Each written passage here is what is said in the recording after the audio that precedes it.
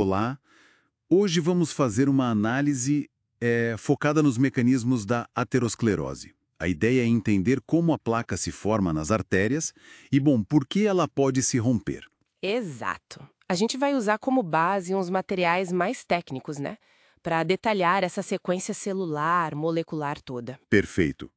E, frequentemente, o ponto de partida é uma agressão às células endoteliais, sabe? Aquele revestimento interno das artérias. Isso mesmo. Fatores como pressão alta crônica, colesterol lá em cima, diabetes, até o tabagismo, podem começar tudo isso.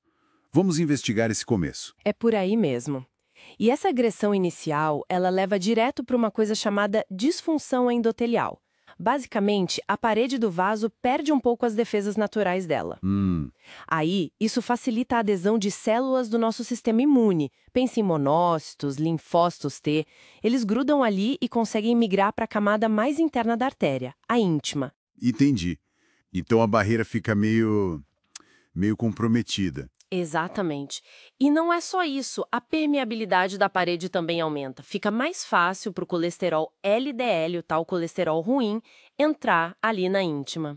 Ah, o LDL entra mais fácil. Isso. E uma vez lá dentro, ele não fica quieto. Ele é modificado quimicamente, oxidado. Aí os macrófagos, que são os monócitos que se diferenciaram ali dentro, Sei. começam a comer, a fagocitar esse LDL oxidado. Vão acumulando, acumulando gordura e se transformam naquelas famosas células espumosas, as Schwann cells. Células espumosas. Esse é um marco inicial da formação da placa, né? É um marco clássico. E todo esse acúmulo de gordura, mais as células imunes que chegaram, isso tudo cria um ambiente de inflamação crônica bem ali na parede da artéria. Então, essa inflamação não é algo agudo que passa rápido. Ela fica ali persistente, precisamente. E essa inflamação crônica é que vira o motor do processo todo. As células que já infiltraram o local, o próprio endotélio que está ali, disfuncional, até plaquetas podem grudar e participar. Nossa, Isso. Liberando um monte de sinalizadores químicos, citocinas, fatores de crescimento. Coisas como PDGF, FGF, endotelina 1, é como se ficassem chamando mais gente para a festa, uma sabe? festa inflamatória, digamos assim. E quem mais atende a esse chamado? Além das células imunes. Principalmente, olha só, as células musculares lisas, as CMLs. Ah, as CMLs. Elas não deveriam estar na camada média, dando estrutura para o vaso? Exatamente. O lugar normal delas é na camada média, controlando o tônus do vaso, dando aquela firmeza. Mas esses sinais inflamatórios todos, eles funcionam como um estímulo para elas fazerem duas coisas: migrar para a camada íntima, para onde está a confusão, Certo? e se multiplicar ali mesmo, proliferar. Quer dizer, células que tinham uma função estrutural são meio que recrutadas para a área da inflamação e começam a se multiplicar ali. Que coisa. Pois é. E aqui está um ponto super central.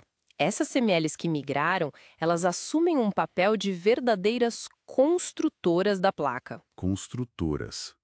Como assim? Elas começam a produzir, e muito, componentes da matriz extracelular. Pensa nisso como se fosse o cimento e a armação que vão dar corpo para a placa. Ah, Principalmente colágeno, que dá aquela estrutura mais fibrosa, sabe? E também proteoglicanos, que são moléculas que ajudam a reter outras coisas ali dentro, tipo mais lipídios. entendi. Então, essa produção de matriz pelas CMLs é que forma a tal da capa fibrosa, aquela que cobre o centro da placa. Exatamente essa. É a capa fibrosa que caracteriza o ateroma já maduro, a placa fibroateromatosa. Ela cobre aquele núcleo cheio de lipídios, células mortas, inflamação. E imagino que enquanto a inflamação continuar ali, esse processo de construção da placa pelas CMLs também continua, né? Sim, é um ciclo que se retroalimenta. O estado inflamatório crônico faz com que mais LDL se deposite e seja oxidado, mais células imunes chegam e as CMLs são continuamente estimuladas a proliferar e a produzir mais matriz. A placa vai crescendo. Claro, e esse crescimento por si só já vai fechando a artéria aos poucos, o que já é ruim. Mas tem um risco ainda mais associado a essa placa já formada, né? Tem. O grande perigo, o evento mais temido, é a ruptura dessa capa fibrosa que as CMLs construíram. A ruptura. Se essa capa se rompe, o material que está lá dentro da placa, que é altamente trombogênico, ou seja, estimula muito a coagulação, entra em contato direto com o sangue que está passando. E aí o resultado é a formação muito rápida de um coágulo, um trombo, bem ali em cima da placa rompida. O sangue interpreta aquele material exposto como um sinal de lesão grave e reage formando o coágulo para tentar consertar. Entendi. E as consequências dessa formação de trombo Podem ser catastróficas. Esse trombo pode obstruir parcial ou totalmente o fluxo de sangue naquela artéria. Se for numa artéria coronária, que irriga o coração, infarto. exato, leva ao que chamamos de síndrome coronariana aguda. Isso inclui desde uma angina estável até um infarto agudo do miocárdio. Em casos mais graves, pode levar à morte súbita cardíaca. Nossa, é muito sério.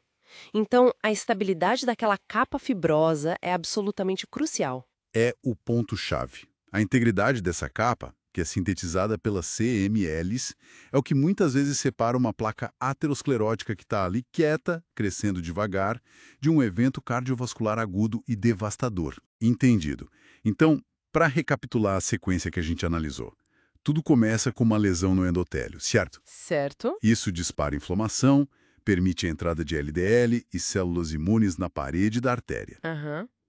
Essa inflamação toda atrai as células musculares lisas, as CMLs, que migram da camada média, se multiplicam na íntima e começam a produzir a matriz extracelular. Isso, formando a capa fibrosa. E é o crescimento dessa placa, e principalmente o risco de ruptura dessa capa, que leva à formação do trombo e aos eventos clínicos graves como infarto. Perfeito, é essa cascata. E entender essa sequência toda, sabe? Em detalhes moleculares e celulares, Sim. é fundamental. Porque ao saber como a lesão inicial leva à inflamação, como o LDL interage ali, o papel central das CMLs na construção e na estabilidade da placa, isso abre caminhos, né? Caminhos para quê? Para pensar em futuras terapias.